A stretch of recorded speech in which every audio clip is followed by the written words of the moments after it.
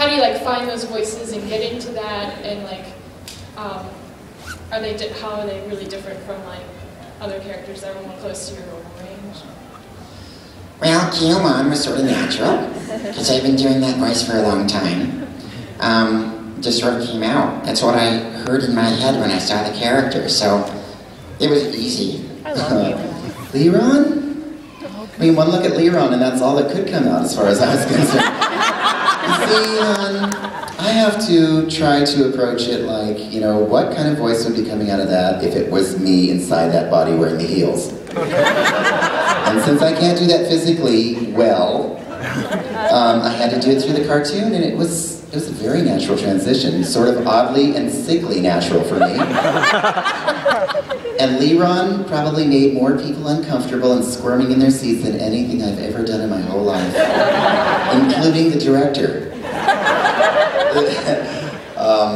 There's no special preparation. It's just, you know, if I see a picture of a character, or if I read the lines, I just try to find something that's appropriate for that voice. And as soon as I saw that, I just started laughing, and I had to go as far as I could take it.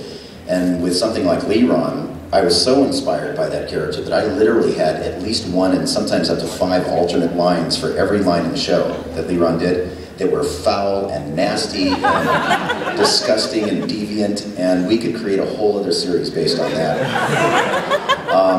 But we were, oh man, those sessions were just raunchy. They were so raunchy, and the director was so uncomfortable half the time, and it was part of the joy of the whole process. But yeah, I mean, that's kind of a goal of mine, is to make people uncomfortable in the studio. I love doing that.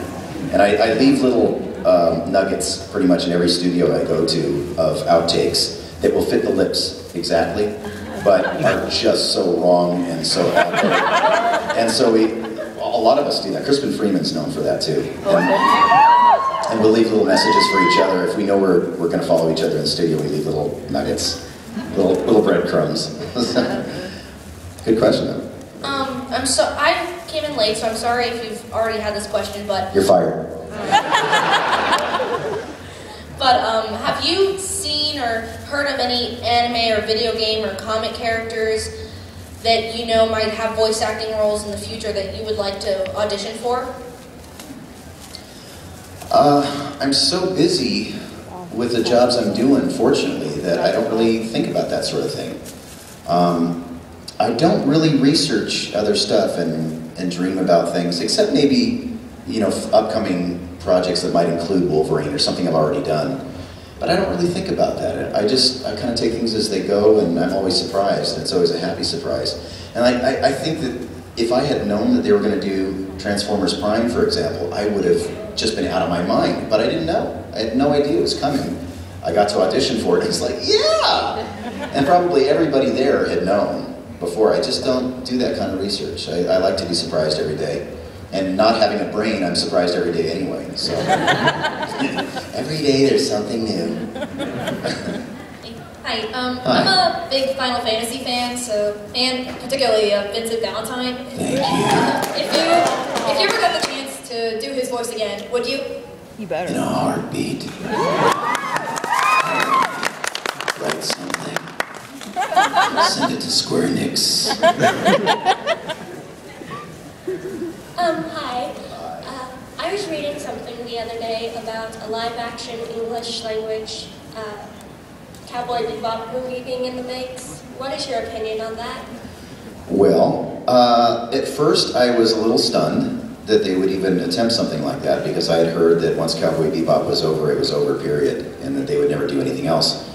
And then I thought, well, maybe this would be an interesting thing. It sort of has a film noir look to it, and the music would certainly drive it. And with the technology available now, they could probably make a pretty amazing movie. The one thing that was troubling me and a lot of you guys out there from the mail I've been receiving was that Keanu Reeves was scheduled to pick up the role of Spike. Okay, well, I met Keanu in a airport on my way to another convention about 6 months ago, and I actually had a chat with him in this little store, and he was a really cool guy, and he is so into it that I think he actually would do a really great job. And he's a nice guy, and he's very passionate about the project. The only thing was that he said that the script was so expensive, it would take like $500 million to make a movie. So I don't know if it'll ever happen. And the other concern he had was that he said he didn't know if by the time they are able to make the movie, he'll be physically able to do the stunt work. So I guess he said he might be 100 years old. But I actually am really curious to see what they would do with that. I think it would be kind of an awesome experiment. And I'd go watch it.